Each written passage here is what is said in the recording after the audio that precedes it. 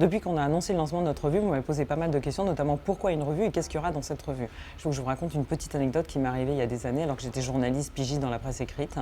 Je faisais de la critique culinaire et donc mon directeur m'avait envoyé tester un restaurant que j'avais pas aimé, donc j'ai écrit une critique négative. Et ensuite il m'a appelé, il m'a dit Emmanuel, on peut pas publier ta critique comme tu l'as écrite parce que le propriétaire de ce restaurant, c'est un gros groupe, ils sont annonceurs, ils font de la publicité dans notre magazine.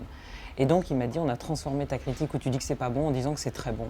Et moi j'ai dit mais on peut pas faire ça parce que sinon à quoi ça sert de faire de la critique culinaire si c'est pour pas dire ce qu'on pense. Et il m'a dit bah c'est comme ça, on peut pas se mettre à dos des annonceurs. Je me suis fait cette promesse il y a 20 ans en me disant un jour tu auras ta propre revue et tu pourras avoir la liberté d'expression.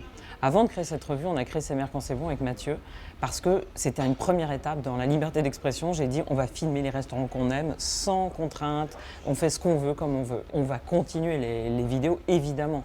La revue c'est en plus, c'est pour aller plus loin. En quoi cette revue elle va être différente de tout ce qui existe? C'est un mélange d'investigation et d'art de vivre. Vous avez vu que moi quand je mange au restaurant, j'aime bien me faire plaisir, se taper la cloche comme on dit. Et en même temps je dis toujours il faut arrêter de manger idiot parce qu'il faut comprendre ce qu'il y a derrière ce qu'on nous met dans l'assiette. Donc on va pouvoir dire tout ce qu'on veut. Et d'ailleurs dans cette première revue, il y a une grande enquête sur la malbouffe avec un angle un petit peu particulier. Je ne peux pas tout vous révéler.